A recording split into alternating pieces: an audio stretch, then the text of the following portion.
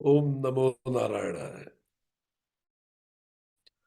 United consciousness project self United global peace foundation की तरफ से आप सभी का हार्दिक स्वागत है। दोस्तों, हम लोग रामचरितमानस सीरीज का अध्ययन कर रहे हैं।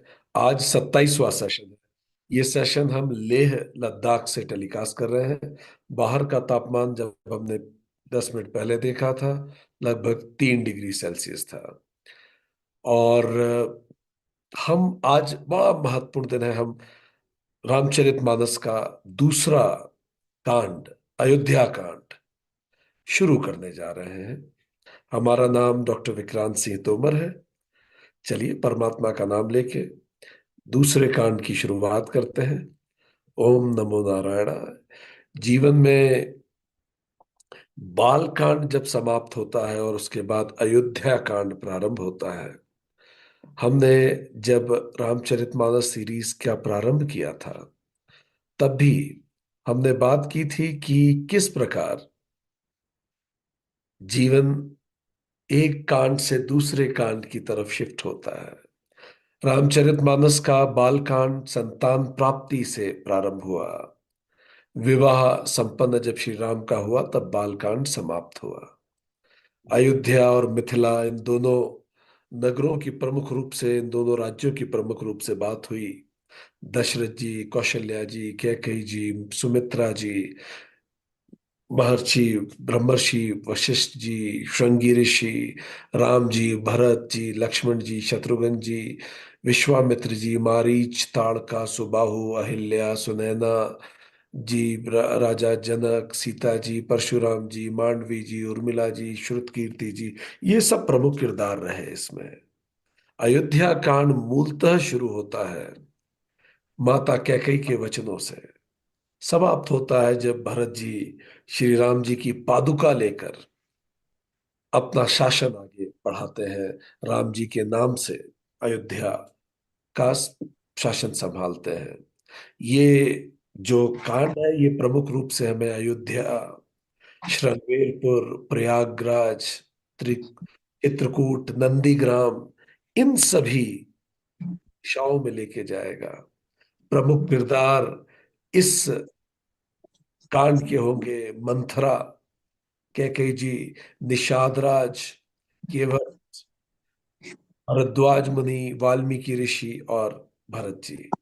चलिए शुरू करते हैं रामचरितमानस का अयोध्या कांड। जैसे हमने पहले भी बात की थी, ये कांड हमारे जीवन के ही प्रतीक है। बाल आदित्य, आपका माइक ऑन है, कृपया उसे बंद करें। चलिए, बाल कांड का प्रतीक है इनोसेंस। पूरा बाल कांड इनोसेंस से भरा हुआ है। हम सबके जीवन का भी बाल कांड इनोसेंट के साथ होता है।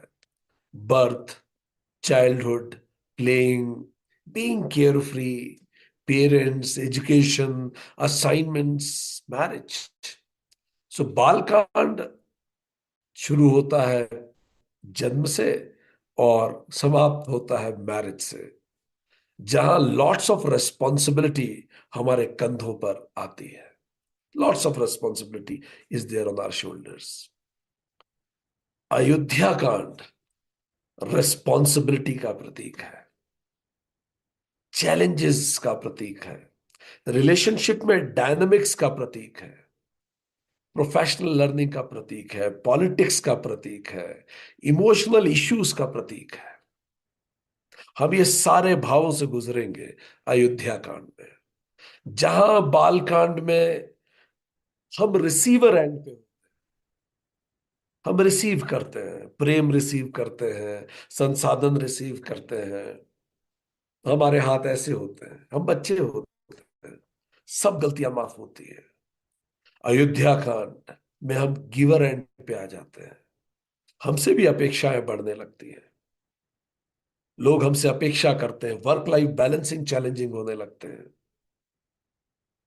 एक तरह से कहें कि ब्रह्मचर्य आश्रम की समाप्ति और गृहस्थ आश्रम का प्रारंभ, अयोध्या कांड इसका प्रतीक है। तो बहुत सारे इमोशनल इंटेलिजेंस के पाठ बहुत सारे रिलेशनशिप के पार्ट इस कांड में छुपे हैं। चलिए शुरू करते हैं। अयोध्या कांड।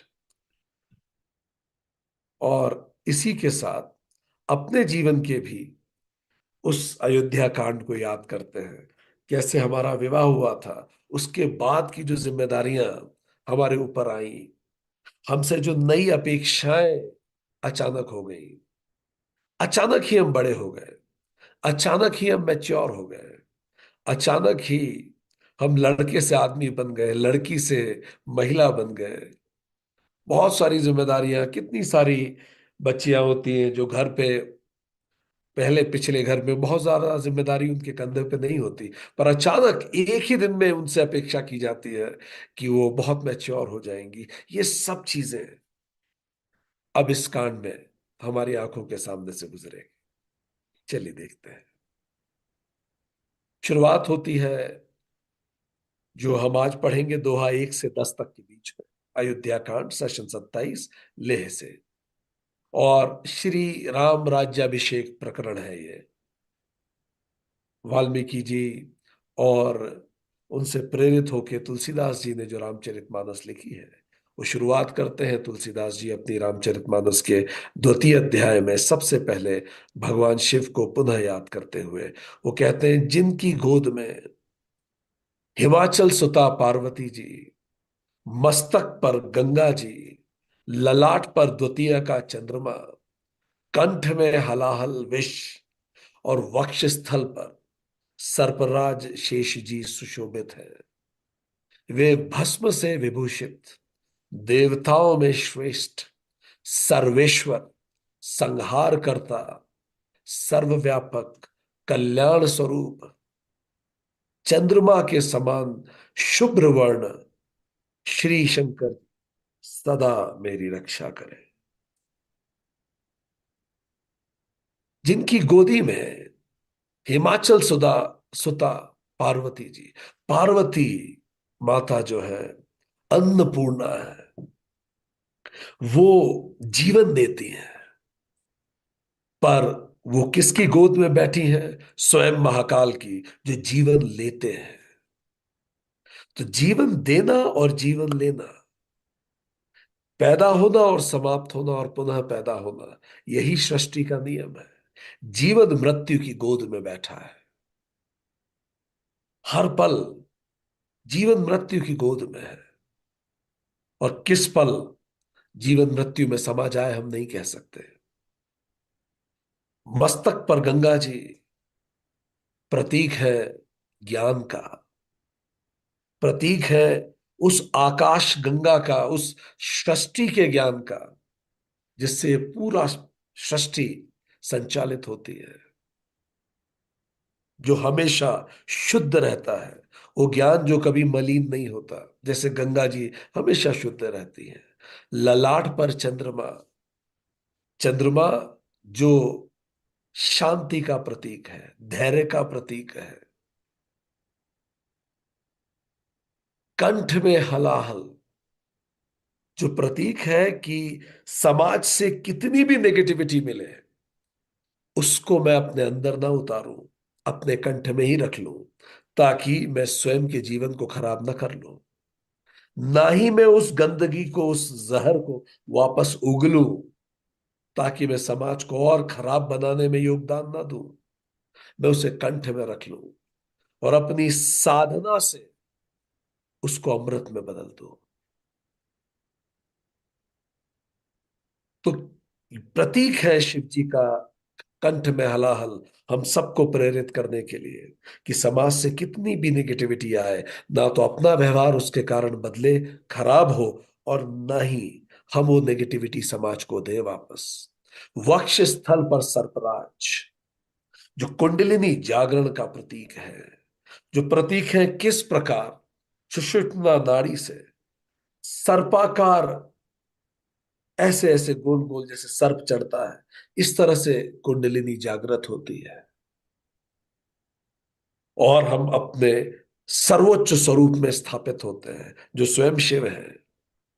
भस्म से विभूषित, भस्म जो हमें जीवन का सत्य बताती है, कि हम सबको भस्म में ही चले जाना है, हम सबको राख होना है। कितने ही रंग हम हमारे आसपास देखते हैं, नीला पीला लाल हरा काला, आप जलाइए सब एक रंग के हो जाते हैं। सब भस्म एक रंग की होती है, आप किसी भी चीज को जला दीजिए, सब एक रंग का हो जाएगा। सब एक से ही मिला है, एक एक से ही बना है, एक में ही लौट जाएगा। पूरा जीवन ही भस्म है। उस वैराग्य से जीवन को जिए। इस प्रकार के प्रतीक स्वरूप, इस प्रकार के प्रेरणा देने वाले जो भगवान शिव हैं, जो समस्त देवताओं में देने वालों में सर्वश्रेष्ठ हैं, सर्वेश्वर है, सभी ईश्वरों के भी ईश्वर है, संहार करता है, हर पाप का संहार करते हैं, हर वासना का संहार करते हैं। और चूंकि हमारा शरीर, हमारा अस्तित्व वासनाओं से भरा हुआ है, इसीलिए हमारा संहार करते हैं। जब हमारे अंदर वासना समाप्त हो जाएगी, कामना समाप्त हो जाएगी, हम जीवन मुक्त हो जाएंगे या हम विदेह मुक्त हो जाएंगे, तब हमारा कोई संहार नहीं होगा। तब हम स्वयं शिव में मिल जाएंगे। हमारा संहार शिव जी तब तक करते रहेंगे जब तक हम में वासना एक क्षण भर भी रहती है। वो सर्वव्यापक है, वो यूनिवर्सल इंटेलिजेंस है, वो कल्याण स्वरूप है। वो संहार तो करते हैं, पर संहार पुनर्जीवन के लिए करते हैं, giving us a new opportunity. सनातन में मृत्यु अंत नहीं है, केवल एक कौमा है, ताकि हम फिर से खेल को शुरू करें। It's just a restart. कई बार कंप्यूटर हैंग हो जाता है, तो जो आईटी प्रोफेशनल्स होते हैं उनका बेस्ट टूल है रीस्टार्ट कर लीजिए, शायद चीजें अपने आप सेट हो जाए। तो कई बार हमारा जीवन हैंग हो जाता है, ना हम आगे बढ़ पाते ना पीछे बढ़ पाते हैं, ना किसी चीज को छोड़ पाते हैं ना उसे पकड़ ही पाते हैं, ना समझ पाते हैं ना उससे उभर पाते हैं। जब जीवन ऐसा हैंग हो जाए तो भगवान महाकाल रीसेट कर देते हैं। बस इसी को मृत्यु कहते हैं। इट्स जस्ट अ रीसेट, कल्याण स्वरूप, ताकि हम फिर से आए। ऐसे भगवान शंकर मेरी रक्षा करें। तुलसीदास जी हम सब के लिए प्रेयर कर रहे हैं कि इस प्रकार जो हिमालय पे बैठे हैं, हिमालय ज्ञान का चरमोत्कर्ष है। हिमालय अपने अंदर की उच्चता का प्रतीक है। तो ऐसे शिव जी हमारे अंदर भी अवतरित हो, हम भी अपने ज्ञान के चरम पे पहुंचे, हम भी जीवन और मृत्यु को समदर्शी होके देखें, हम भी गंगा स्वरूप ज्ञान को प्राप्त हो, हम भी चंद्रमा जैसे निर्मल और शांत रहें, हम भी कंठ में हलाहल रखें, ना अपने आप को मलिन होने दें, ना मलिनता समाज में फैलाएं। हम भी हमारी कुंडलिनी की जागरण के लिए प्रयास करें, और हम भी अपने अंतिम सत्य भस्म को याद रखें, मस्तक पे लगाएं, वही विचार रखें, वही हृदय भाव में रखें और वैसे ही कर्म करें। हम भी उस संहारकर्ता को कल्याण स्वरूप देखें, क्योंकि संहार ही पुनर्निर्माण है। आगे बढ़ते हैं, शुरुआत करते हैं। तुलसीदास जी कहते हैं, प्रसन्नताम या न। यहां गला बहुत जल्दी सूखता है क्योंकि बहुत एल्टीट्यूड है। प्रसन्नताम या न गताभिषेकस्तथा न ममले वन वासदुह खतः मुखाम्बुज श्री रघुनंदस्य में सदास्तु सा मंजुल मंगल प्रदा।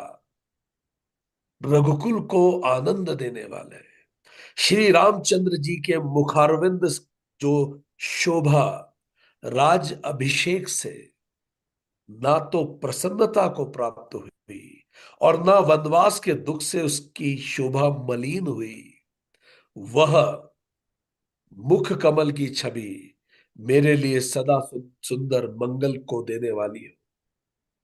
तुलसीदास जी अब राम जी का भी ध्यान कर रहे हैं कि ऐसे राम जी जिनके चेहरे का जो खूबसूरती है, जो शोभा है, जब उन्हें वनवास मिला तो ना तो मलिन हुई, जब उन्हें राज्याभिषेक की खबर आई तो ना तो प्रसन्न हुए।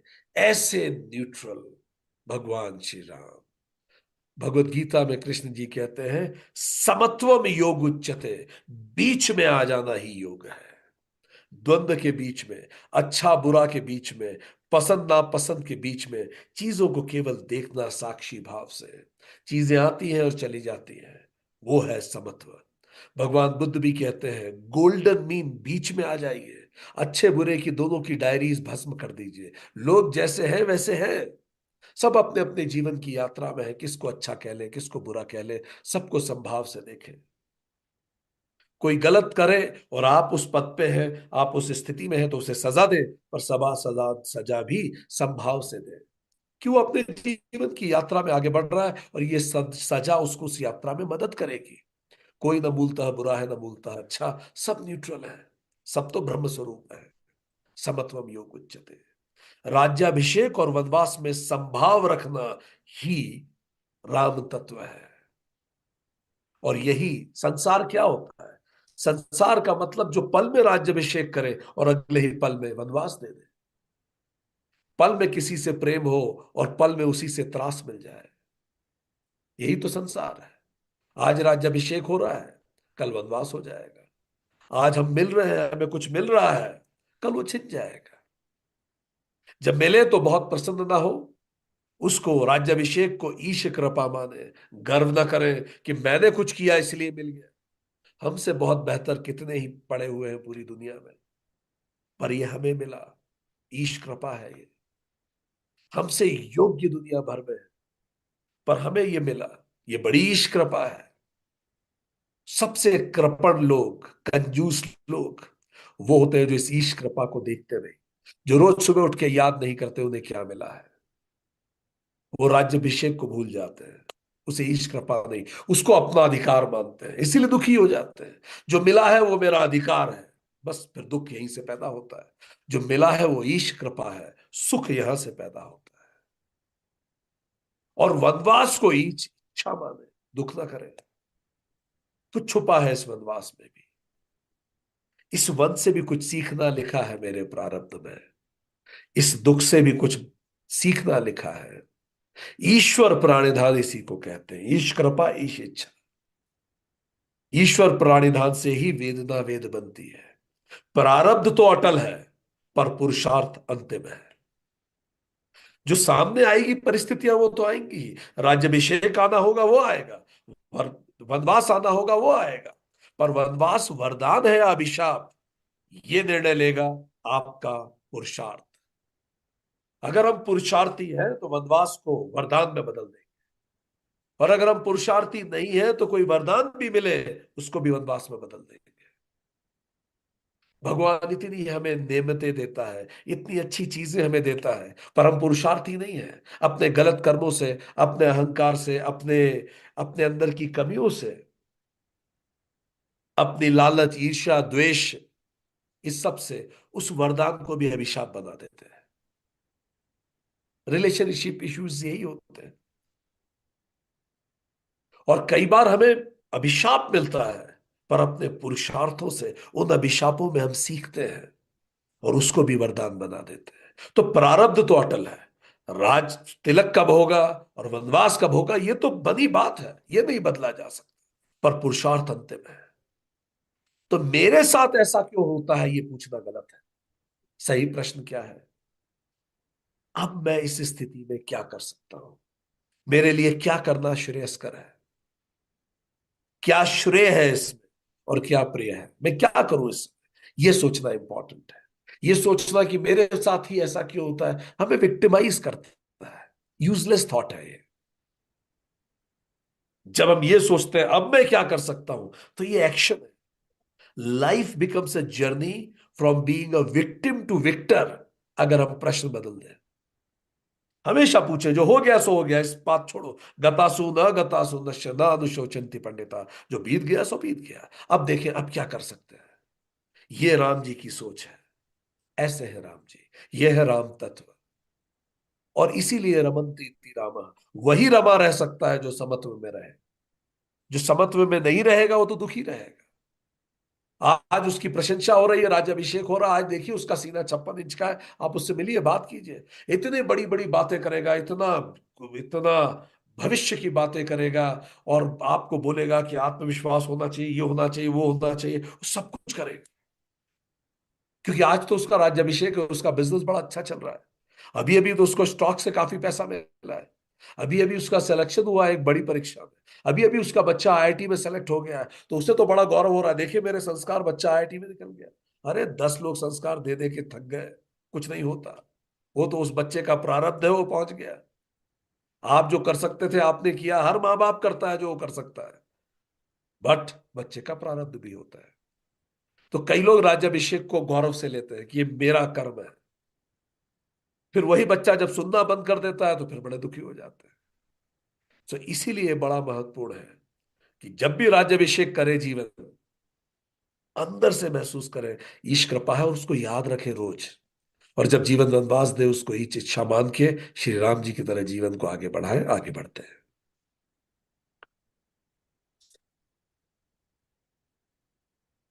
तुलसीदास जी कहते हैं, नीले कमल के समान श्याम और कोमल जिनके अंग है, नीलांबुज श्याम को श्यामल कोमलांगम, श्री सीता जी जिनके वाम में विराजमान है, सीता समारोपित वाम भागम, और जिनके हाथों में अमोघ बाण और सुंदर धनुष है, पाणो महासाय कचारू चापम, उस उन रघुवंश के स्वामी श्री रामचंद्र जी को मैं नमस्कार करता हूं। नमामि रामम रघुवंश नाथम। कितनी सुंदर बात उन्होंने, जिनके अंग कोमल है।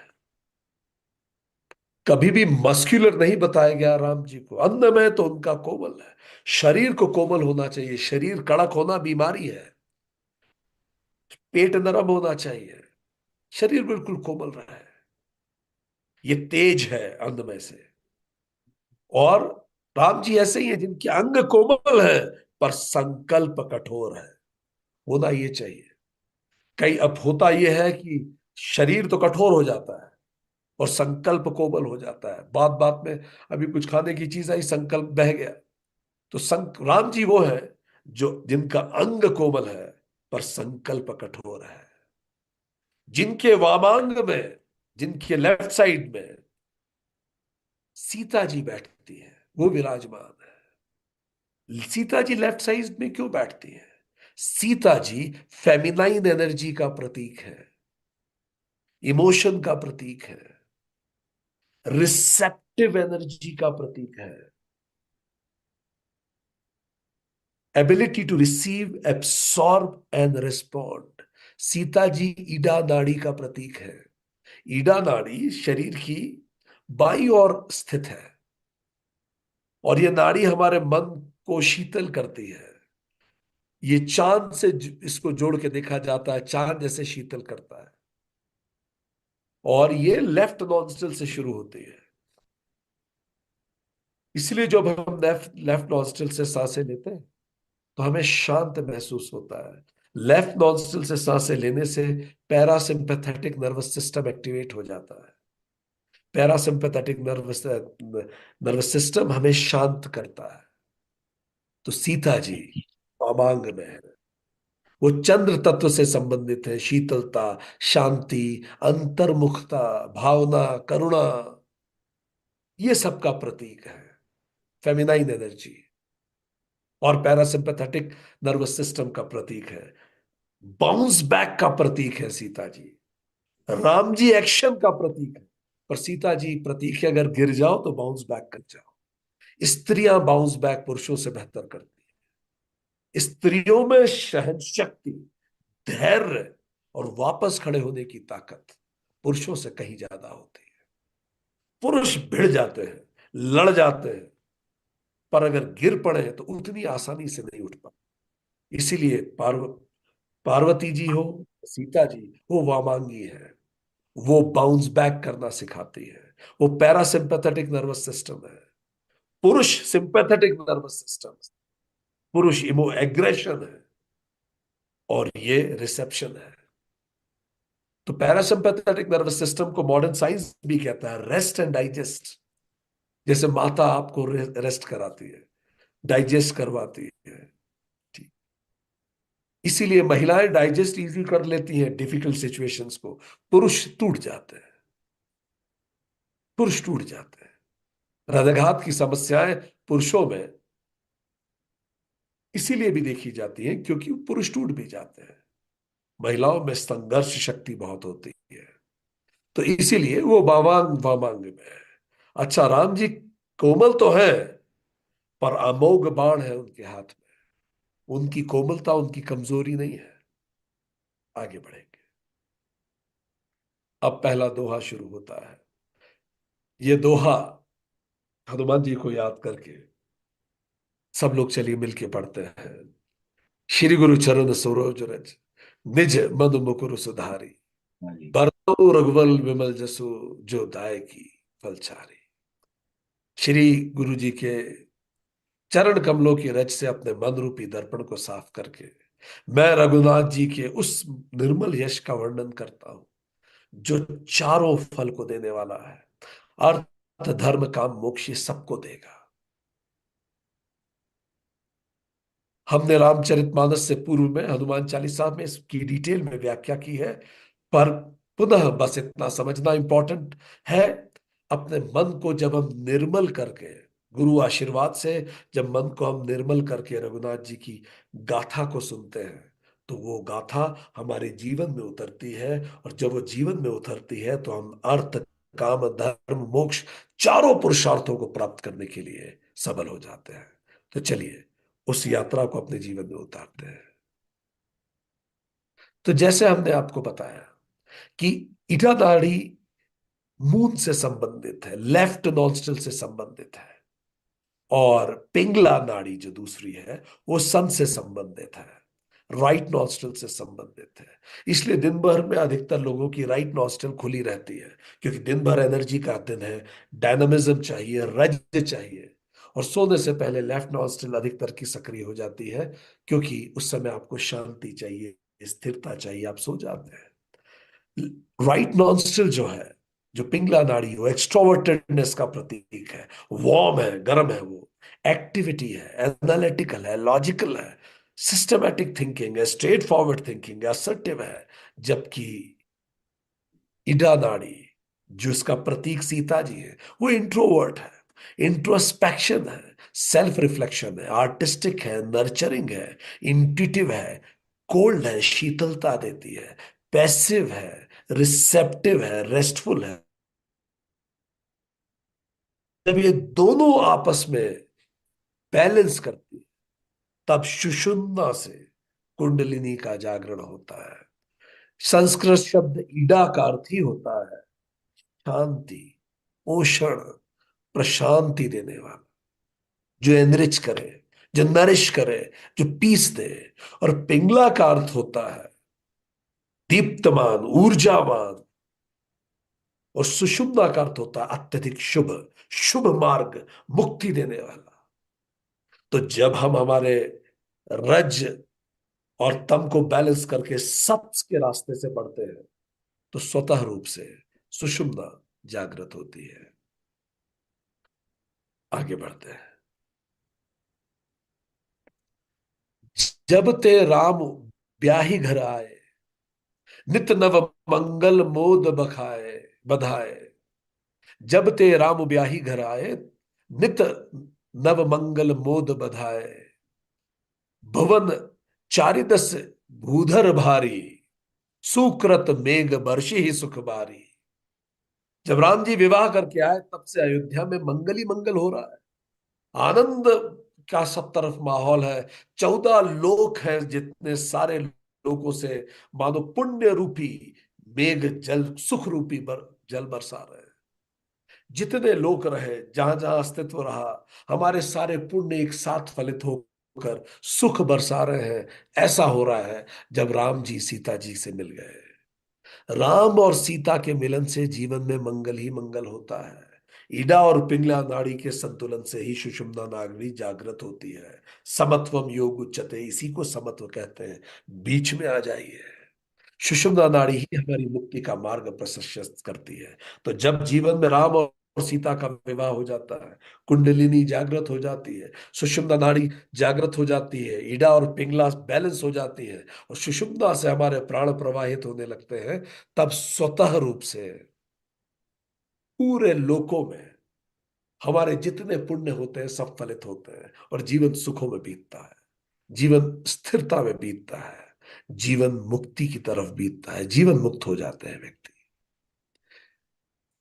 रिधि सिद्धि संपत्ति नदी सुहाई, उमगी अवध अम्बुध कहु आई। मणिगणपुर नर नारी सुजाति, सुचि अमोल सुंदर सब भांति। रिद्धि सिद्धि और संपत्ति रूपी सुहावन नदियां उमड़ उमड़ कर अयोध्या रूपी समुद्र में आ मिली है। नगर के सारे स्त्री पुरुष अच्छी जाति के मणियों के समूह हैं, जो सब प्रकार से पवित्र और अमूल्य और सुंदर है। रिद्धि सिद्धि प्रसिद्धि संपत्ति सब उमड़ उमड़ के अयोध्या रूपी समुद्र में आ जा रही है, क्योंकि वहां ये मिलन हुआ है। पूरा जीवन यही अयोध्या है, पूरा धार लंका है। तो लंका से सीता जी को वापस अयोध्या लाने का नाम ही पूरा जीवन है। वो कुंडलिनी माता वहां शोक वाटिका में घिरी हुई है।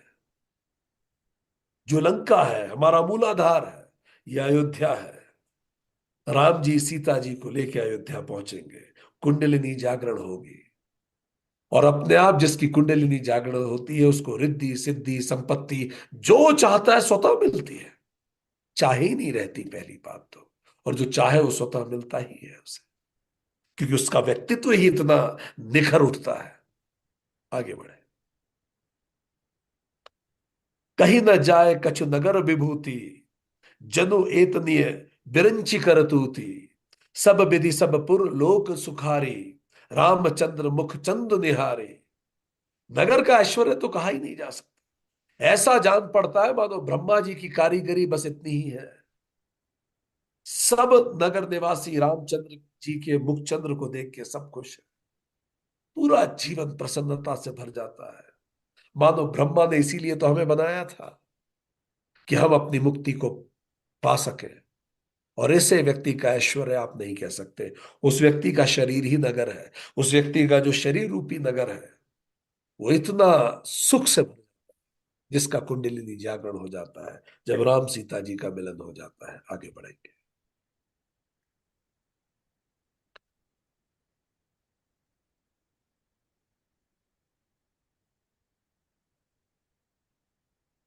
मुदित मातु सब सखी सहेली, फलित बिलो की मनोरथ बेली। राम रूप गुण सील सुभाव, प्रमुदित देहोई देखि सुनिराओ। राव। राम रूप गुण सील सुभाव, प्रमुदित होई देखि सुनिराओ। सभी माताएं सखियां सहेलियां मनोरथ रूपी बेल को फली हुई देखकर आनंदित है। बेल फल गई है मनोरथ की। रामचंद्र जी के रूप गुण शील और स्वभाव को देखकर सुनकर राजा दशरथ तो बड़े आनंदित है, बड़े बड़े बहुत ज्यादा प्रसन्न है। सबके उर अभिलाषु अस कहीं मनाई महेश। आप अछत जुब राजपद राम ही देव नरेशु। अब सबके हृदय में बस एक ही अभिलाषा है, और सब भगवान महादेव से कह रहे हैं कि राजा अपने जीते जी रामचंद्र जी को युवराज पद दे दे। लोगों की इच्छाएं हैं कि खत्म ही नहीं होती। अब इच्छा यह है सबकी। पहले इच्छा थी राम जी की शादी, पहली इच्छा थी कि एक कुल दीपक या कुल को आगे बढ़ाने वाला कोई मिल जाए। फिर ये इच्छा थी कि राम जी की शादी हो जाए। अब ये इच्छा है कि राम जी को युवराज पद मिल जाए। कहीं ऐसा नहीं लग रहा भारत में जैसे और दुनिया भर में जैसे गृहस्थ लोग होते हैं, बिल्कुल वैसे ही अयोध्या के निवासी भी हैं। हम सब भी तो यही सोचते हैं बस ये हो जाए, फिर बस वो हो जाए। अब सबके मन में ये है, अब युवराज पद मिल जाए राम जी को, कहानी आगे बढ़े। वैसे कुछ रूप में ये सही भी है। अगली पीढ़ी जब ब्रह्मचर्य से गृहस्थ आश्रम में प्रवेश करे, तब पिछली पीढ़ी को गृहस्थ आश्रम से गृहस्थ में प्रवेश कर लेना चाहिए। जैसे अगली पीढ़ी ब्रह्मचर्य से गृहस्थ में आए, पिछली पीढ़ी गृहस्थ से वानप्रस्थ में चला जाए। इससे जनरेशन गैप हो ही नहीं सकता, कोई कॉन्फ्लिक्ट नहीं होगा। भारतीय मनीषी इस बात को अच्छे से जानते थे, इसलिए उन्होंने स्पेसिफिक बता दिया था, ये पीढ़ी आए, अगली पीढ़ी आगे बढ़े, कोई गतिरोध नहीं, कोई कॉन्फ्लिक्ट नहीं। और जिस आश्रम में आप जाएं उस आश्रम के धर्मों का पालन करें। जब गृहस्थ आश्रम में ये पीढ़ी आए तो गृहस्थ आश्रम का पालन करें, वो पीढ़ी जब वानप्रस्थ में जाए तो वहां का पालन करें। इस समय क्या होगा, इससे समाज का दोहन कम होगा, क्योंकि वानप्रस्थी और सन्यासी लोग समाज का दोहन नहीं करते। ब्रह्मचर्य वाले भी समाज का दोहन नहीं करते, समाज का दोहन गृहस्थ करते हैं। तो ऐसी तरह से एक चौथाई दुनिया ही समाज का दोहन करेगी। 8 अरब जनसंख्या में से मात्र 2 अरब जनसंख्या संसाधनों का प्रयोग करेंगे, उनका दोहन करेंगे। एक चौथाई लोड कम हो जाएगा नेचुरल रिसोर्सेस पे। अगर हम इस तरह से जीवन का सोचे तो, मिनिमलिज्म का सोचे, यूनाइटेड नेशंस को हम अपील करेंगे भारतीय मॉडल अपनाने पे विचार करें सस्टेनेबिलिटी के लिए। अगर ऐसा हो जाए, अपने आप देखेंगे कि दुनिया पे इन प्रेशर बहुत कम हो जाएगा रिसोर्सेस का। जिस आश्रम में उसके धर्मों का पालन करें। क्या आश्रम है, ब्रह्मचर्य के धर्म क्या है, तप करें। जो जो बच्चे हैं जो सुन रहे हैं, उनका काम क्या है, तप करें भाई। अनुशासन सीखे कि जो अनुशासन क्या होता है, ये टाइम टेबल है, उसको जीना, यही अनुशासन। Plan your work and work your plan means, खत्म, यही अनुशासन। ठीक। एकाग्रता सीखें, कोई चीज में कितने लंबे समय तक आप फोकस कर सकते हैं, यह सीखने का समय है ब्रह्मचर्य। प्रेरित रहे, प्रेरणा, जीवन के बड़े उद्देश्यों को फाइनल करना, किस लिए पैदा हुए भाई, इन सब प्रश्नों का उत्तर ब्रह्मचर्य, पर्पस ऑफ लाइफ। इंटीग्रिटी सीखें, जो काम कर रहे हैं उसके प्रति निष्ठावान रहे। निष्ठावान नहीं रह सकते, हट जाए वहां से। चरित्र सीखें, वक्त की पाबंदी, चरित्र की उच्चता, विनम्र व्यवहार, ये सब सीखने का काम। ब्रह्मचर्य में जो है उनको ये करना है 7 काम, पर जो गृहस्थ में उनका काम है सेवा करें। ब्रह्मचर्य का काम नहीं है सेवा करना, वो कमा ही नहीं रहे, वो क्यों सेवा करेंगे भाई। गृहस्थ कमा रहा है, डॉलर्स में उसकी सैलरी है, रुपयों में सैलरी है, बड़ा उसका बिजनेस चल रहा है, पॉन्ड्स में सैलरी है, उसको सेवा करना चाहिए समाज। उसकी ड्यूटी है समाज में स्थायित्व आए, समाज उठे, हमारा आदर्श की स्थापना करे, ऐसे जिए कि समाज उसको देख के जीना चाहे, यज्ञ करे, समाज हित की भी सोचे। तितिक्षा, संयम रखे। बच्चे दो ही अच्छे, संयम, हर प्रकार का संयम रखे जीवन में। संतानोत्पत्ति करे, अगली जनरेशन को आगे लेके आए। समर्पण करे, एक दूसरे के लिए समर्पण नहीं करेंगे तो गृहस्थ आश्रम चल सकता है। हु विल सेक्रीफाइस, जब ये प्रश्न बड़ा हो जाए रिश्ते से, तो रिश्ता टूटने वाला है। जब I am committed to sacrifice for you, you are committed to sacrifice for me, this is what is Ramayan. I expect you to sacrifice and he expects me to sacrifice, यही तो महाभारत है। ये चीजें सीखना गृहस्थ आश्रम में। आज आप दुनिया भर में देखिए गृहस्थ आश्रम में तनाव क्यों है, ये सब चीजें हैं ही नहीं। गृहस्थ आश्रम केवल मेरे से भरा हुआ है, सेवा की तो बात ही नहीं। तितिक्षा, संयम है नहीं किसी भी चीज का, जो मुंह में आया बोल दीजिए। क्रोध आया तो बोल डालिए, गुस्सा आया तो बोल दीजिए। संयम ही नहीं है व्यवहार का, समर्पण नहीं है। इस कारण आप देख रहे हैं गृहस्थ आश्रम टूट रहे हैं, निष्ठा नहीं है। इन सब चीजों को आपको देखना। अब आइए वानप्रस्थ, जब अगली पीढ़ी वानप्रस्थ में शिफ्ट हो जाए, तो वानप्रस्थ मतलब घर की ओर पीट करके अब बैठ जाए, घर में रहे पर घर में ना रहे, कम खाए, कम बोले, क्षमा करें, दखल ना दें। जितना बोलते हैं उससे आधा कर दीजिए बोले, जैसे वानप्रस्थ में आए। फालतू की बात है, इतने साल बोल के क्या कर लिया यार, ये बात समझ में आ जाए। कम खाएं, कम बोलें, क्षमा करें, दखल ना दें, संसार प्रपंच से दूरी। और ड्राइंग रूम ठीक नहीं है, मेहमान आ रहे हैं, अरे अब आपको क्या लेना देना, मेहमान आ रहे हैं, ड्राइंग रूम ठीक नहीं है तो। अब वो जो नई पीढ़ी है, वो मेहमान भी जानेंगे नई पीढ़ी किसी काम की नहीं है। तो अच्छी बात है, उनकी उनकी शक्ल देखने दो मेहमानों को, आप क्यों परेशान हो रहे हो? जब आप थे, आप अच्छा रखते थे, अब क्यों दुखी होना? निश्चित होके जाइए। नाम भी रखेंगे मेहमान तो नई पीढ़ी पे रखेंगे, आपके दायित्व समाप्त। कोच बने, खिलाड़ी नहीं। अब हम खिलाड़ी नहीं, हम कोच हैं। सिखा दिया, पढ़ा दिया, वो बल्लेबाज जाके गड़बड़ कर रहा है तो अब कर ही क्या सकते हैं? हम तो पवेलियन में बैठे हैं। आसक्ति से दूर, नॉन इंटेलिजेंस, हर तरह का नॉन इंटेलिजेंस। कोई पारिवारिक गॉसिप में बिल्कुल इंटेलिजेंस नहीं। गॉसिप भी, अभी भी गॉसिप करते रहेंगे तो राम का नाम कब लेने वाले हैं? जीवन यूं गया खाट से। नॉन इंटेलिजेंस, किसी भी गॉसिप में कोई इंटेलिजेंस नहीं। समय जो है उसको जीवन के बड़े प्रश्नों पे ध्यान दीजिए, कि अब तो कुछ ही साल बचे हैं, परीक्षा सर पे। परीक्षा में प्रश्न आएंगे, वो उत्तर है कि नहीं मेरे पास? क्योंकि ये प्रश्न तो नहीं आने वाला कि बैंक अकाउंट में क्या है, या बच्चों को सेटल किया क्या क्या क्या। ये सारे बड़े प्रश्न नहीं है। बड़े प्रश्न है, क्या लालच जीता, क्या ईर्ष्या जीती, क्या क्रोध जीता, क्या अहंकार जीता। इस ये प्रश्न पे कब विचार करेंगे? अभी नहीं तो फिर कब? कि कुछ समय बाद शरीर दुखने लगेगा। अब जब शरीर किसी का दुख रहा, हम कह रहे हैं जरा सोचो अहंकार है कि नहीं तुम में, तो कहेगा भाई साहब मेरा पेट दुख रहा है, आप कह रहे हैं अहंकार है कि नहीं। ठीक। अब कुछ समय में बीमारियां अगर आ गई, तो कब सोचेंगे इन प्रश्नों पे? तुरंत आत्ममुखी हो जाइए। पूछे तो राय दीजिए, नहीं पूछे तो जयराम जी की। ना पूछे तो आशीर्वाद दीजिए, पूछे तो राय दीजिए, बाकी जयराम जी की। सब अपने अपने प्रारब्ध से गुजरेंगे, चिंता ना करें। कई बार वानप्रस्थी चिंतावश भी गृहस्थों में दखल देते हैं। उनकी चिंता होती है, सद्भाव होता है। मांगे तो राय दे दीजिए, नहीं तो आशीर्वाद दे दीजिए, वो अपने प्रारब्धों से गुजरेंगे। ठीक है, आगे बढ़े।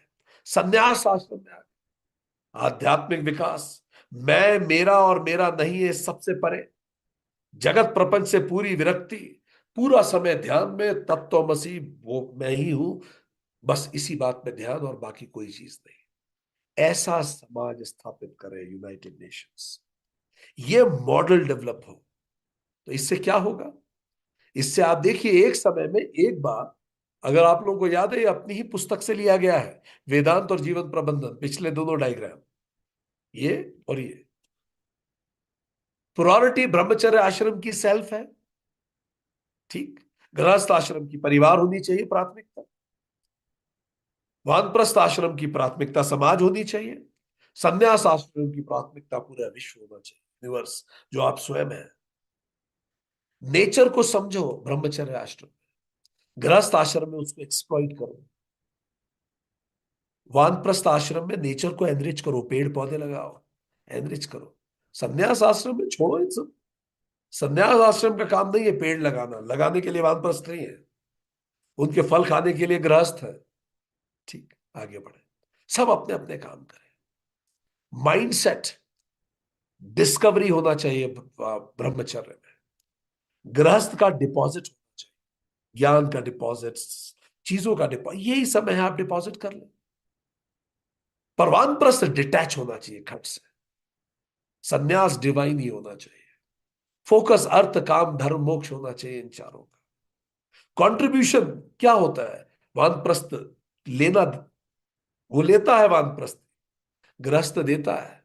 वानप्रस्थी संतुलन रखता है, सन्यासी ना लेता है ना देता है। जयराम जी की नाम है, आपसे मतलब ना कुछ लेना ना देना। Question, what did I learn today, ये ब्रह्मचारी को रोज पूछना चाहिए। What did I earn today, ये गृहस्थ को पूछना चाहिए। How much I serve today, ये वानप्रस्थी को पूछना चाहिए। तितिक्षा स्थापित करनी चाहिए सन्यासी को। तो learn earn churn and burn, ये लाइफ की फिलॉसफी वेदांत ने दी। तो इसी फिलॉसफी पे चलते हुए दशरथ अब सोच रहे हैं शादी हो गई। दशरथ नहीं, अभी तो बाकी अयोध्या वासी सोच रहे हैं शादी तो हो गई, नई पीढ़ी आ गई, दशरथ वानप्रस्थ कब जाएगी। उस समाज में इतनी जागरूकता थी। ठीक। अच्छा, अभी समाज कितना बदल गया नई पीढ़ी आने के बाद। बाकी लोग सोचते हैं कि अब नई पीढ़ी में और कितना इन्वॉल्व हो। पहले क्या सोचते थे, नई पीढ़ी आ गई अब कितना डिसइन्वॉल्व हो। पर अभी नई पीढ़ी से इन्वॉल्वमेंट और बढ़ता है। उस जमाने में बिल्कुल उल्टा था, आगे बढ़े। एक समय सब सहित समाजा राज्यसभा रघुराज बिराजा सकल सुकृत मूर्ति नर नाहु राम सुजसु सुनि अति ही उछाऊ। एक समय रघुकुल के राजा दशरथ जी और सारे समाज सहित राजसभा में सब लोग विराजमान थे। महाराज तो समस्त पुण्यों की मूर्ति है, जिनको ऐसे पुत्र और पुत्र वधुएं मिली, उनके पुण्य का तो क्या ही कहा जा सकता है, ये तो अपन समझते ही हैं। उन्हें उन्हें रामचंद्र जी का सुंदर यश सुन के अत्यधिक आनंद आ रहा है, बहुत आनंद आ रहा है। ठीक। तो जीवन तो उनका आनंद में है, राम दशरथ जी का। नृप सब रही कृपा अभिलाषे लोकप करही प्रति रुख राखे प्रीति रुख राखे। नृप सब रही कृपा अभिलाषे लोकप करही प्रीति रुख राखे। त्रिभुवन तीन काल जग माही भूरि भाग दशरथ समनाही। सब राजा उनकी कृपा चाहते हैं और लोकपालगण उनके रुख को देखते हुए प्रीति करते हैं। सारी दिशाएं उनके अनुरूप चलती हैं राजा दशरथ के। तीनों भुवन धरती आकाश पाताल में और भूत भविष्य और वर्तमान, उनके जैसा बड़भागी कौन हो सकता है। राम जी उनकी संतान हुई, सीता जी उनकी वधु हुई, पुत्र वधु हुई। कितनी बड़ी बात है। उनसे बेहतर कोई नहीं, ऐसी बातें हैं, सब लोग कह रहे हैं इस बारे में। सब कुछ परफेक्ट चल रहा है उनके जीवन में, कितना जबरदस्त चल रहा है सब कुछ। मंगल मूल राम सुत जासु जो कहू कही थोर सुबुदासु राय सुभाय मुकुर कर लीन्हा बदनु बिलो की मुकुट समदीन्हा। मंगलों के मूल रामचंद्र जी जिनके पुत्र हैं, उनके लिए तो जितना कहा जाए थोड़ा है। राजा ने स्वाभाविक ही हाथ में दर्पण लिया और अपने मुख को देखकर मुकुट को थोड़ा सीधा किया। जब राजा फिर राजा ने अपने रूप को देखा, अपने मुकुट को सीधा कर रहे थे दर्पण को लेकर। ध्यान दीजिए, सब कुछ अत्यधिक आनंद में हो, फिर भी अगले आश्रम में प्रवेश करना इंपॉर्टेंट है। कई लोग संन्यास की तरफ जाते हैं क्योंकि उनका मन खिन्न हो गया संसार से। राजा दशरथ का मन खिन्न नहीं है संसार से, पर फिर भी वर्ण आश्रम यह कहता है कि अब अगले आश्रम में शिफ्ट हो जाइए। पर राजा दशरथ अभी भी सोच नहीं पाए थे शायद। वो जब सोच नहीं पाए, वो कांच को देख के अपना मुकुट ठीक कर रहे थे, तो फिर क्या हुआ आगे देखें।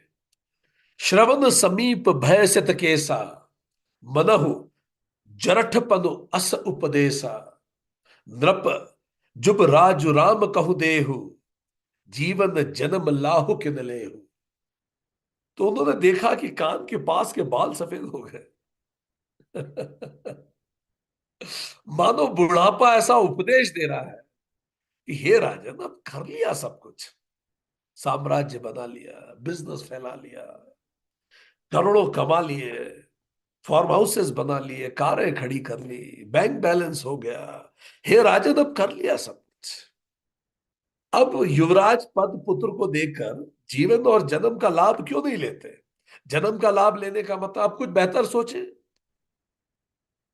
जीवन हमें कई प्रतीक दिखाता है, जैसे बाल सफेद होना एक प्रतीक है, जो हमें याद दिलाता है कि अब अगले आश्रम में चलने का समय हो गया। आंखें कमजोर होना दूसरा प्रतीक है। घुट जिन जिन जिन लोगों को प्रतीक मिल रहे हैं जरा सोचते जाइए। घुटनों में दर्द होना तीसरा प्रतीक है। बीपी रहना चौथा प्रतीक है।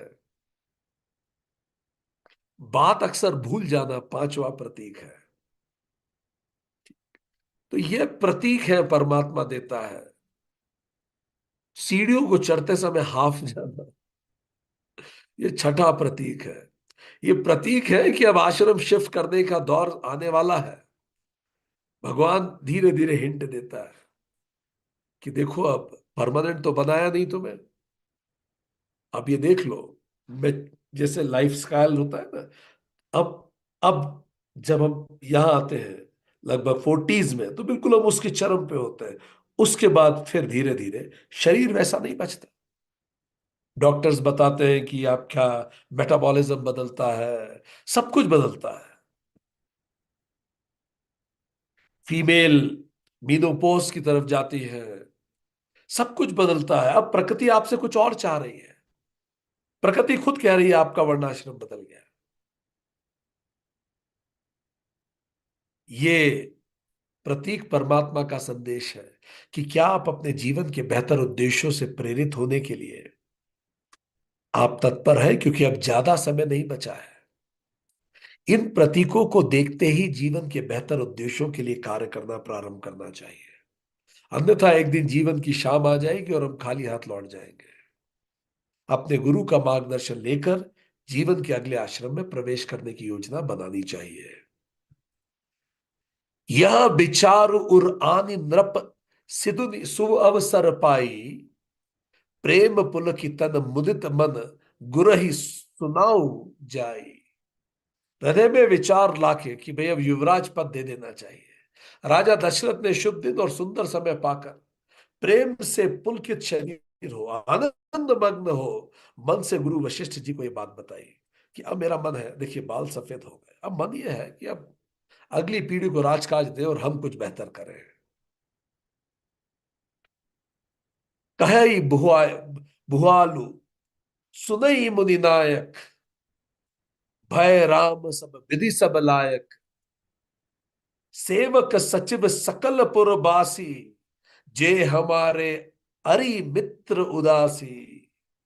राजा ने कहा, हे मुनिराज, रामचंद्र जी अब सब प्रकार से योग्य है। सेवक मंत्री सब नगर निवासी, जो हमारे शत्रु हैं, मुनि है, शत्रु है या मित्र है, सब उदासीन भी है, अभी सब कुछ शांत है। अगर कोई शत्रु भी है या फिर कोई उदासीन ही है या कोई मित्र है, कोई न्यूट्रल व्यक्ति हो, कोई दुश्मन हो या कोई मित्र हो, कोई भी हो, सब ही राम प्रिय जहि विधि मोही, प्रभु असीस तनु जनु तनु धर सोही। सबको राम बड़े प्रिय हैं जैसे मुझे प्रिय है। इवन जो शत्रु भी है हमारे, वो भी राम को पसंद करते हैं। जो उदासीन है, जो तटस्थ राज्य है, वो भी राम को पसंद करते हैं। मित्र तो करते ही है। सब ही राम प्रिय जहि विधि मोही, प्रभु असीस जनु तनु धरि सोही, विप्र सहित परिवार गोसाई, करहि छो सब रौरि ही नाई। अब आपका आशीर्वाद ही मानो शरीर धारण करके राम रूप में सुशोभित हो रहा है। हे स्वामी, हे गुरु जी, सारे ब्राह्मण परिवार सहित आपके ही समान उस पर स्नेह करते हैं। सब राम जी को स्नेह करते हैं। उन्होंने कहा, जे गुर चरण रेणु सिर धरहि, ते जनु सकल विभव बस करहि, मोहि सम यहु अनुभव न दूजा, दूजे सबु भायऊ रज पावनी पूजे। जो लोग गुरु के चरणों की रज को मस्तक में धारण करते हैं, वे मानो समस्त ऐश्वर्य को अपने वश में कर लेते हैं। जे गुरु चरण रेणु सुर धरही, रेणु सिर धरही, तेज अनु सकल विभव बस करही। सब उनके वश में आता है जो गुरु की रज को सर पे लगाते हैं। मोहि सम यहु अनुभव न दूजा, और इसका अनुभव मेरे अलावा और कौन दूसरा सोच सकता। सब पायो रज पावनी पूजे, सब कुछ तो मैंने पा लिया विश्वामित्र जी और आपके चरणों की रज से। उन्होंने कहा, अब अभिलाषु एक मन मोरे, पूज ही नाथ अनुग्रह तोरे। मुनि प्रसन्न लखी सहज सनेहु, कहेउ नरेश रजाय सुदेव। अब बस मन में एक अभिलाषा है, वो भी आपके ही अनुग्रह से पूरी होगी। सब कुछ गुरु के कारण ही हुआ, उन्होंने कहा। राजा का सहज प्रेम देखकर मुनि ने कहा, बताइए क्या अभिलाषा है। दोहा 3। राजन राउर जसु सब अभिमत दाता, फल अनुगामी महिप मनि मन अभिलाष तुम्हारा। हे राजन, गुरु कह रहे हैं, आपका नाम और यश तो संपूर्ण मनचाही वस्तुओं को देने वाला है। आपको सब तो यूं ही उपलब्ध है। हे राजाओं के मुकुटमणि, आपके मन में अभिलाषा फल का अनुगमन करती है।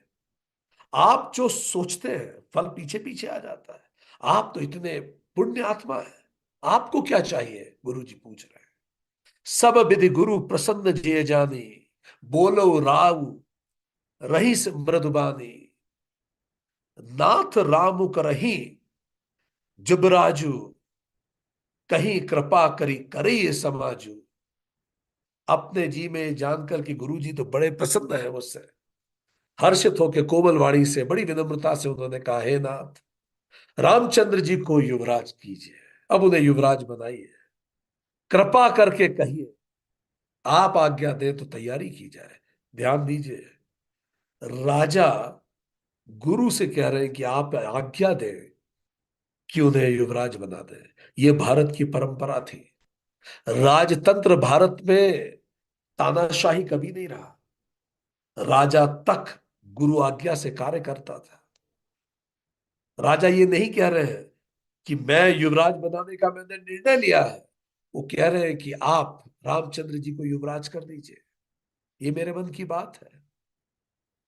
मोहि अछत यहु हो उछाहु, लहि लोग सब लोचन लाहु। प्रभु प्रसाद सब सब ही निबाही, यह लालसा एक मन माही। मेरे जीते जी ये आनंद उत्सव हो जाए, जिससे सब लोग अपने नेत्रों का लाभ प्राप्त करें। हे प्रभु, आपके प्रसाद से शिव जी ने तो सब कुछ दे दिया मुझे, केवल बस एक यही लालसा रहे। ध्यान दीजिए, कह रहे हैं शिव जी ने सब कुछ दे दिया मुझे, बस यही एक अंतिम लालसा रह गई। कह रहे हैं अपनी आंखों के सामने बस ये देख लूं कि राम का राज्याभिषेक हो जाए। क्या उन्हें मालूम था कि विधाता ने यह दृश्य उनके जीवन और उनकी किस्मत में लिखा ही नहीं है। अजीब बात यह है, जब मनु और शत्रुपा जी, मनु महाराज और शत्रुपा जी तप कर रहे थे नारायण का, तब उन्होंने कहा था बस इसके अलावा कुछ नहीं चाहिए, कि नारायण हमारे घर पुत्र रूप में आ जाए, और कुछ नहीं चाहिए। पर देखिए ना, यहां तक ही चाहिए ऐसा नहीं, जो कभी खत्म ना हो उसी को लालसा कहते हैं। जो लील जाए वही लीला है।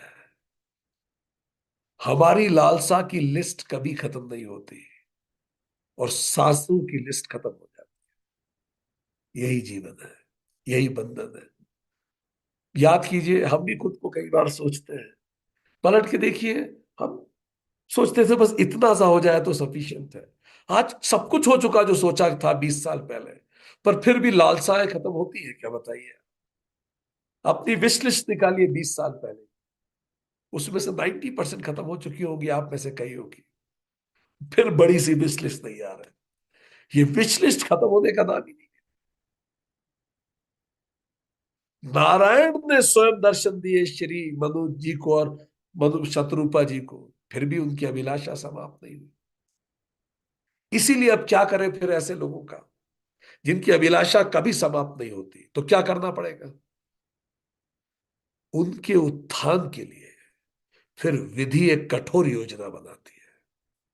ये जितने लोग हैं धरती पे जिनकी लालसाएं समाप्त नहीं, अभी ये मिला अब ये भी मिल जाए, अब वो मिला वो भी हो जाए, तो उनके लिए विधि एक बड़ी कठोर लिस्ट बनाती है, एक कठोर योजना बनाती है। ठीक। अभी अब हम सब अपनी अपनी वासना की लिस्ट पे विचार करें। ये जो लालसा की लिस्ट है यही तो वासना है। जैसे हम कहते भी, जॉर्ज बेनॉट शॉ हमेशा कहते थे,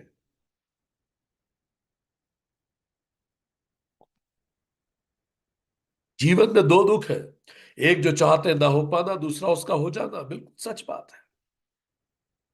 जनक जी विदेह हैं, पर उनकी लालसा ये बस सीता जी की शादी। वो तो विदेह है, सारे धर्म सारे रिश्तों से परे हैं शरीर के। और कितने परेशान थे, आपको याद है जब सीता जी की शादी नहीं हो रही थी। जैसे एक आम पिता परेशान होता है, यार मैं क्या करूं, कहीं लड़का ही नहीं मिल रहा है। इतने परेशान थे जनक जी, विदेह थे वो तो। लालसा कहाँ खत्म होती है। दशरथ जी, बस राम जी का अभिषेक हो जाए। ये जो बस डॉट डॉट डॉट हो जाए, ये बड़ा खतरनाक है। सोचिए, हम आपको 1 मिनट का समय दे रहे हैं, अपनी आंखें बंद कीजिए, बहुत ईमानदारी से सोचिए भी आप क्या क्या चाहते हैं, ईमानदारी से। और कोई नई लिस्ट बनाने की जरूरत नहीं है। पिछले 15-20 दिन में, पिछले 6 महीने में क्या क्या चाह रहे थे आप, बस ये हो जाए। क्या क्या हो जाए, आंख बंद कीजिए और सोचते जाइए। क्या किसी की तबीयत ठीक हो जाए, बस उनकी तबीयत ठीक रहने लगे। बस ये प्रॉपर्टी विवाद सुलझ जाए। बस ये रिश्ते की प्रॉब्लम सुधर जाए। बस वो व्यक्ति केवल मेरा हो जाए। बस वो ये बच्चा पढ़ाई में अच्छा कर ले। बस ये मेरी नौकरी अच्छी चल जाए। बस ये रिश्ता थोड़ा संभल जाए। बस ये थोड़ा संभल जाए, बस मैं थोड़ा संभल जाऊं, बस बिजनेस ऐसा हो जाए, बस वो एक बार आ जाए, बस ये हो जाए, बस वो हो जाए। बस क्या क्या सोच रहे थे पिछले 6 महीने में।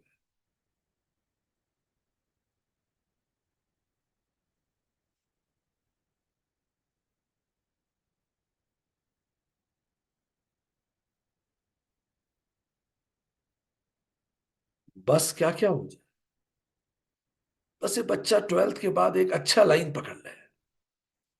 बस ये बच्चे ने अभी पढ़ाई तो कर ली, पर एक अच्छी नौकरी मिल जाए इसकी। बस इसकी शादी हो जाए।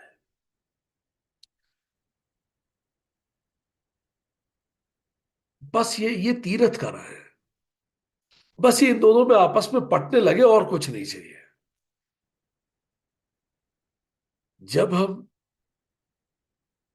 अब धीरे से अपनी बस की लिस्ट को छोड़ के आंखें खोलिए, और जब हम ये बस की लिस्ट बना के कहते हैं ना बस ये हो जाए, परमात्मा को पता होता है इसका बस कभी खत्म नहीं होता। ये अपने बस के आगे बेबस है। इसका बस बढ़ते ही चले जाएंगे। संसारी वही होता है जिसके बस का कभी बस नहीं होता। बस इनफ, वो कभी नहीं होता। तो फिर ये जो लोग बेबस के आगे बेबस होते हैं, उनके लिए फिर क्या समाधान है। क्योंकि जीवन का उद्देश्य तो आध्यात्मिक प्रगति है, पर हम तो बस ये हो जाए कि आगे बेबस है। ठीक। जिन लोगों के रिश्ते ठीक नहीं चलते, वो क्या कहते हैं, हम मैंने चाहा क्या था, बस एक रिश्ता ठीक चले। जिसको ये नहीं मिलता, हमने क्या चाहता, बस बच्चा सही रास्ते पे चले। ये बस नहीं होता, सबकी अपनी अपनी यात्राएं हैं। ठीक। तो जब हम लोग बस के आगे बेबस हो जाते हैं और बस की लिस्ट खत्म नहीं होती, तब हमारे उत्थान के लिए विधि या नियति एक कठोर योजना बनाती है। क्योंकि हम तो बस के आगे बेबस हैं, पर विधि तो बेबस नहीं है।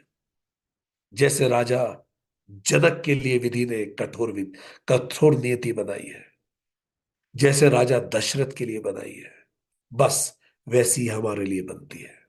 क्योंकि हम हमारे बस के आगे बेबस हैं। हम हमारी बस को बस ही नहीं कर रहे, वो बस में आ ही नहीं रही। हम प्रेम करते हैं, फिर प्रेम पोजेशन में कन्वर्ट होता है, पोजेशन दुख में कन्वर्ट होता है, दुख रिश्ते को और बिगाड़ता है। बस इतना, बस उतना, बस उतना जीवन चलता है, आगे बढ़े।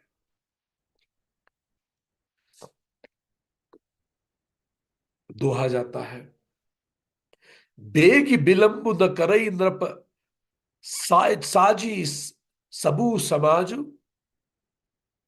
सुदिन सुमंगल तबहि जब राम होई जुब राज। हे राजन, अब देर ना कीजिए, शीघ्र सभी सामान सजाइए, गुरु ने कहा। और शुभ दिन और सुंदर मंगल तभी है, सब कुछ अच्छा तब है जब राम जी युवराज हो जाए। अच्छा सोच है, अच्छा विचार है। गुरु ने कहा बहुत अच्छा विचार है, ऐसा करना चाहिए। गुरु ने भी अपनी राय दी, देर नहीं करनी चाहिए इसमें। मुदित महीपति मंदिर आए, सेवक सचिव सुमंत्र बोलाए, कही जय जीव शीस तिन्ह नाए, भूप सुमंगल वचन सुनाए। फिर राजा वहां से गुरु से मिलके बड़े खुश होके आए कि हाँ, गुरु ने अनुमति दे दी है। फिर उन्होंने सेवकों और मंत्रियों और सुमंत्रों को बुलाया, जो अच्छी राय देते हैं, जो मंत्री हैं, सेवक हैं, उनको ये बात बताई। उन्होंने भी जय जीव कह के उन्होंने कहा बहुत अच्छा विचार है। उन्होंने उन सब का, तब राजा ने सुंगल सुंदर मंगलदायक वचन उन्हें सुनाए। ये प्रस्ताव उन्होंने रखा कि ऐसा विचार कि क्या राम जी को राजा बनाया जाना चाहिए। जो पांचही मत लागे नीका, करहु हरीश ही राम ही टीका। राजा ने कहा अगर आप सब लोगों को ठीक लगती है बात, मंत्री सेवक सुमंत्र जनता, सबसे बात की, आप पांचों को, गुरु, जनता, मंत्री, सेवक, सुमंत्र, सभी, आप पांचों को ये अच्छा लगता है, आपको ठीक लगता है, तो फिर हृदय में हर्षित होकर आप लोग रामचंद्र जी का राज तिलक कीजिए। ध्यान दीजिए, राजा नहीं कह रहे मैं करूंगा, वो कह रहे हैं अगर आप सबको ठीक लग रहा है, पांचों को, गुरु को ठीक लग रहा है, जनता को ठीक लग रहा है, मंत्रियों को ठीक लग रहा है, सेवकों को ठीक लग रहा है, सभी लोगों को ठीक लग रहा है, तो फिर आप लोग राज्याभिषेक कीजिए।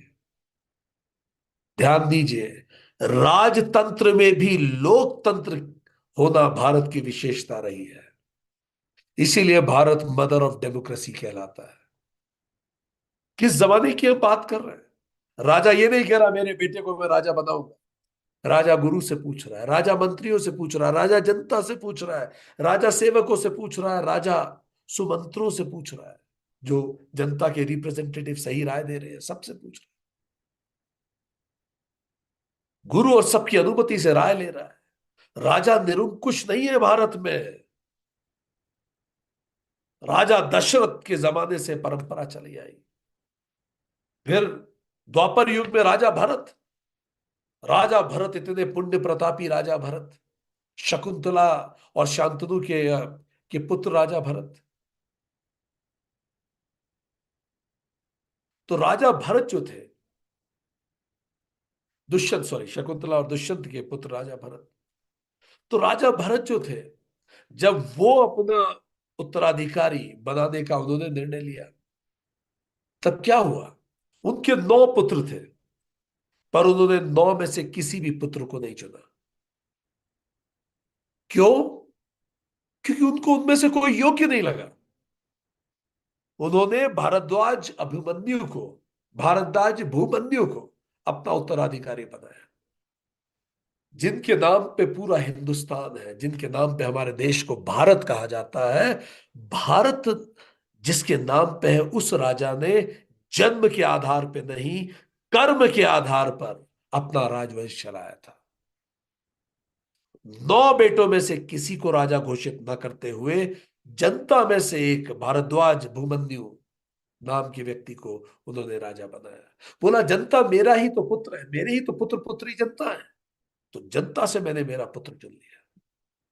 जब जब कर्म जन्म से बड़ा होगा, तब धर्म की स्थापना होगी। कर्म इंपॉर्टेंट है, जन्म क्या फर्क पड़ता है, कहीं भी हम पैदा हो।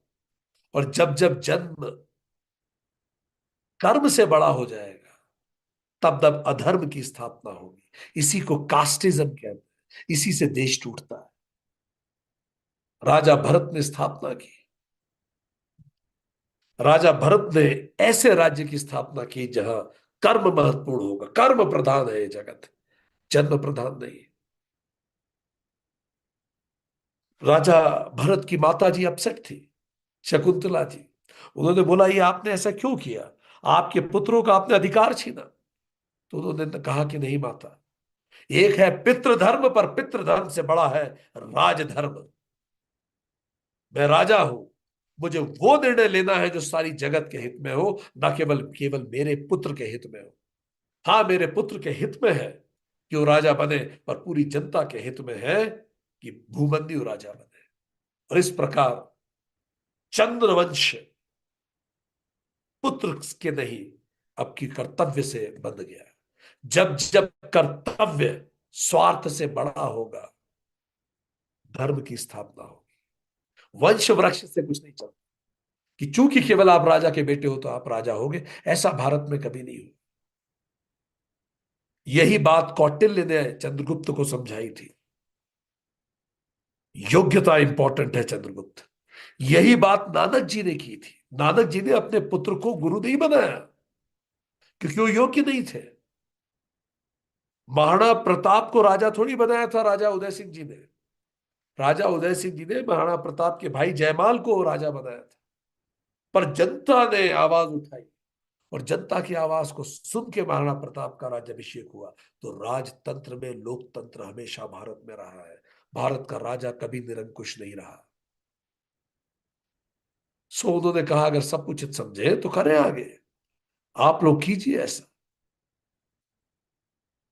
मंत्री मुदित सुनत प्रिय बानी अभिमत बिरव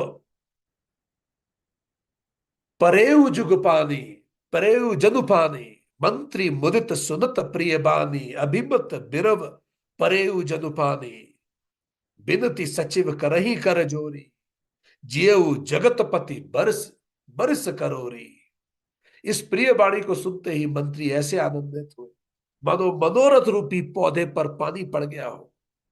वो चाहते ही थे सब। ये मंत्री हाथ जोड़कर कहते हैं हे जगतपति आप करोड़ों वर्ष जिए। आपने कितनी सुंदर बात कही है, बहुत सुंदर। जग मंगल भल काज बिचारा बेगई नाथ न लाई बारा। नृपहि मोद सुन सचिव सुभाषा बढ़त बौड़ जनु लही सुसाखा। आपने जगत भर के मंगल करने वाले का कार्य सोचा, इससे बेहतर कुछ नहीं हो सकता। हे नाथ अब शीघ्रता करिए, देर मत कीजिए। मंत्रियों की सुंदर वाणी को सुनकर राजा को आनंद हुआ। ऐसा लगा जैसे बेल सुंदर डाली का सहारा पा गई हो। राजा को क्या पता था ये बेल कहीं नहीं पहुंचने वाली। ये बेल भस्म हो जाएगी। इच्छाओं की बेल भस्म हो जाती है। Man possesses, man proposes material desires, God disposes it, क्योंकि वो उसकी उन्नति के लिए ठीक नहीं होती। कहे वो भूप मुनि राज कर जोई जोई आयसु होई। राम राज अभिषेक हित बेगी करहु सोई सोई। राजा ने कहा रामचंद्र के राज्य के लिए मुनिराज वशिष्ठ जी की जो जो आज्ञा हो उस अनुरूप आप लोग तुरंत कार्य शुरू कर दें। ध्वज पताक तोरण कलश सजहु तुरग रथ नाग सिर धरी मुनि बर बचन सबु निज निज काज ही लाग। ध्वजा पताका तोरण कलश घोड़े रथ हाथी सबको सजाओ। अब तैयारियां फिर से शुरू। मुनिश्रेष्ठ वशिष्ठ जी के वचनों को शिरोधार्य करके सब लोग अपने अपने कार्य में लग गए। सबने अपने अपने तैयारियां शुरू की। एक तरफ मनुष्य अपनी वासना अनुरूप तैयारी शुरू करता है और दूसरी तरफ विधि उसके विकास अनुरूप तैयारियां शुरू कर देती है। तो उधर विधि ने भी तैयारियां शुरू कर दी थी, नियति ने। इधर दशरथ जी ने अपनी तैयारियां शुरू की। और जब नियति दशरथ जी के सामने आके खड़ी होगी तब देखेंगे क्या होगा। आगे देखें। जो मुनीस जेहि आयुष दीन्हा सो तेहि काजु प्रथम जन कीन्हा। विप्र साधु सुर पूजत राजा करत राम हित संग मंगल काजा। मुनीश्वर ने जिसको काम के लिए जो आज्ञा दी उसने वो काम को इतनी जल्दी कर डाला मानो पहले से ही करने के लिए तैयारी करके बैठा था। इतना लोग इंटरेस्टेड थे होने में। राजा ब्राह्मण साधु देवताओं को पूज रहे हैं और रामचंद्र जी के लिए सब मंगल कार्य कर रहे हैं। हर व्यक्ति बड़ा प्रसन्न है। Everybody is very happy about it. आज इस समय भगवान राम जी के मन में क्या चल रहा है जरा देखें। सुनत राम अभिषेक सुहावा बाज गहा गह अवध बधावा। राम सिय तन तन सगुन जनाए फरक ही मंगल अंग सुहाए। रामचंद्र जी के राज्याभिषेक की सुहावनी खबर सुन के पूरे अवध भर में धूम मचने लगी है, गाने बजने लगे हैं। रामचंद्र जी और सीता जी के शरीर में भी शुभ शगुन हो रहे हैं। सब सुंदर और मंगल अंग उनके फड़क रहे हैं। पुलक सब प्रेम परस्पर कर कहि, भरत आगमन सूचक अहि। भय बहुत दिन अति अवसेरी, सगुन प्रतीत भेंट प्रिय केरी। पुलकित होकर वे दोनों प्रेम सहित एक दूसरे को कहते हैं। ये सब शगुन भरत के आने के शगुन है। राम जी को इतने अच्छे अच्छे शगुन हो रहे हैं तो राम जी को लग रहा है इतना अच्छा मुझे क्यों लग रहा है। उनके लिए अच्छा तो बस एक ही बात है कि उनका भाई जो बहुत दिनों से बाहर गया हुआ था मामा के घर, वो वापस राम जी को लग रहा है कि भाई वापस आ रहा है। इसीलिए मुझे इतना अच्छा फील हो रहा है। राम जी सीता जी और राम जी ये बात कर रहे हैं, जरूर भरत आने वाले होंगे। इतना इसलिए अच्छे शगुन हो रहे हैं चारों तरफ। बहुत दिन हो गए, अब तो याद आ रही है। भरत की उनको याद आना चालू हो गई। जैसा हमने कहा, भाई भाई से प्रेम करे तो रामायण, भाई भाई से द्वेष रखे तो महाभारत। भरत सरस प्रिय को जग माही, ये सगुन फल दूसर नाही। राम ही बंधु सोच दिन राति, अन्न ही कमठ हृदय जेहि भांति। और भरत के समान दूसरा हमें प्यारा कौन। बस यही तो शगुन है, यही एक फल है, और कुछ राम सोच भी नहीं सकते। भाई भरत का सोच उनके दिन में दिन रात ऐसा रहता है जैसे कछुए का हृदय अंडे में रहता है। अंडे देने के बाद वो अंडे का ही सोचता रहता है कि अंडा अच्छे से फूटे। तो राम जी तो सपने में भी नहीं सोच सकते। क्यों नहीं सोच सकते? क्योंकि ये विचार उनके दिमाग में आता ही नहीं है। उनके लिए जीवन का उल्लास राज सिंहासन नहीं है, प्रेम सिंहासन है। आज के लिए इतना ही। चलिए क्विक लर्निंग लेते हैं और अपने जीवन को प्रेम सिंहासन बनाते हैं। हम भी अब हमारी लर्निंग आपसे शेयर करते हैं। आप भी चैट बॉक्स में लिख भेजिए क्या क्या आज आपने सीखा। What did you learn today? आज हमने क्या सीखा? हालांकि हम 10 दोहे पूरे नहीं कर पाए, हम लोग 6 दोहों तक ही पहुंचे हैं, पर जहां तक पहुंचे वहीं तक ठीक।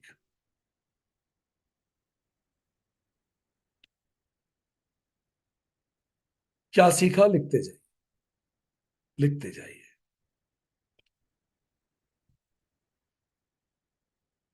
हम भी शेयर करते हैं, what did we learn today.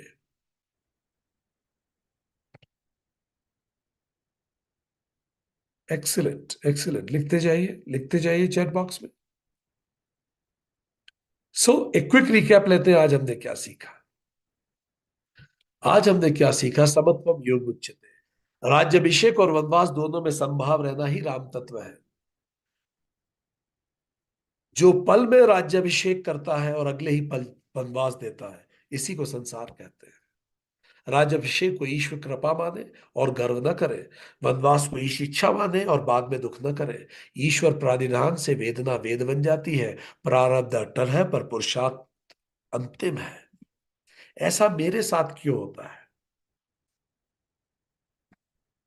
इसकी बजाय पूछिए, अब मैं क्या कर सकता हूं। Life is a journey from being victim to a victor. अन्नमय तेज है। राम जी का शरीर कोमल है पर संकल्प कठोर है। वामंगी मतलब left side of the body, feminine energy, lunar energy, emotion, receptive ability to receive, absorb and respond. Ida नारी को चंद्रमा से संबंधित माना गया है। शीतलता, शांति, अंतर्मुखता, भावना, करुणा, मानसिक स्थिरता का प्रतीक है ये पैरासिम्पैथेटिक नर्वस सिस्टम से संबंधित है। ये पुनर्निर्माण और शरीर को और मन को वास फिर से शांत करने की प्रतीक है ईड़ा नारी। ईड़ा का अर्थ होता है आराम, शांति या पोषण। पिंगला का अर्थ होता है ऊर्जावान होना। सुषुम्ना का अर्थ होता है शुभ मार्ग या मुख्य धारा। राम और सीता का मिलन से ही जीवन में मंगल ही मंगल होता है।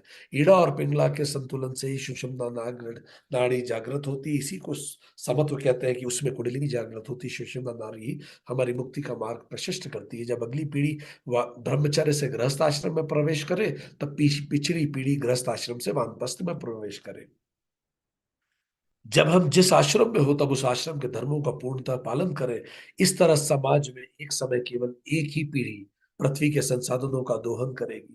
सब कुछ अत्यधिक आनंद में हो, किंतु फिर भी तत्काल अगले आश्रम में प्रवेश करना ही अनुकूल है। जीवन हमें कई प्रतीक दिखाता है जो हमें याद दिलाते हैं कि अब अगले आश्रम में चलने का समय हो गया। यह प्रतीक परमात्मा का संदेश है कि अब जीवन में बेहतर उद्देश्य प्रेरित होने का समय आ गया है, क्योंकि अब ज्यादा समय जीवन में बचा नहीं। इन प्रतीकों को देखते हुए ही जीवन को बेहतर उद्देश्यों के लिए प्रारंभ कर देना चाहिए, अन्यथा जीवन की शाम आ जाएगी और हम खाली हाथ लौट जाएंगे। अपने गुरु से मार्गदर्शन लेके अगले आश्रम में प्रवेश करें। जो खत्म ना हो वही तो लालसा है, जो लील जाए वही लीला है। हमारी लालसा की लिस्ट खत्म नहीं होती और सांसें खत्म हो जाती, यही संसार है, बंधन है। नारायण श्री नारायण ने श्री मनु मनु और शत्रुपा को वरदान दिया, पर फिर भी उनकी अभिलाषा समाप्त नहीं हुई, इसलिए उनके उत्थान के लिए विधि ने कठोर योजना बनाई। अभी अपनी लालसा की एक लिस्ट बनाए और उसे देखें। यही तो वासना है। Two sorrows in life, not getting it, and second is getting it। जनक की मन में कामना केवल ये थी, बस सीता जी की शादी हो जाए। दशरथ सोचते थे बस राम जी का अभिषेक हो जाए। पर कामनाएं तो थी, हम भी सोचते हैं बस ये हो जाए, बस वो हो जाए। संसारी के लिए बस कभी बस होता नहीं। इसलिए हमारे उत्थान के लिए विधि को कठोर योजना बनानी पड़ती है। Man proposes material desires, God disposes it. राजतंत्र में भी लोकतंत्र भारत की विशेषता है, इसलिए भारत को मदर ऑफ डेमोक्रेसी कहते हैं। गुरु और पांचों की अनुमति से राजा निर्णय लेगा। राजा निरंकुश नहीं है। जैसे राजा दशरथ, राजा भरत, राज चाणक्य, नानक, महाराणा प्रताप, ऐसे हर जगह लोकतंत्र का महत्व भारत ने देखा है। जब कर्म जन्म से बड़ा होगा तो धर्म की स्थापना होगी। जब जन्म कर्म से बड़ा हो जाएगा तो अधर्म की स्थापना होगी। हमने इन सब चीजों को आज सीखा। आप भी अपने चैट बॉक्स में लिखिए, इसके अतिरिक्त आपने और क्या क्या सीखा, क्योंकि अगले सेशन में हम देखेंगे कि कैसे नियति ने कैकेयी की मति पलट दी, और कैसे अब पूरी रामायण एक अलग दिशा में, ये जो आनंद का पड़ाव था रामायण में, ये समाप्त होता दिखेगा हमें। जब जब राजधर्म पितृधर्म से बड़ा होगा, धर्म की स्थापना होगी। जब जब कर्तव्य स्वार्थ से बड़ा होगा, धर्म की स्थापना होगी। एक तरफ मनुष्य वासना अनुरूप तैयारी करता है, दूसरी ओर विधि विकास अनुरूप तैयारी करती है। भाई भाई से प्रेम करे तो जीवन रामायण, द्वेष रखे तो महाभारत। आज के लिए इतना ही।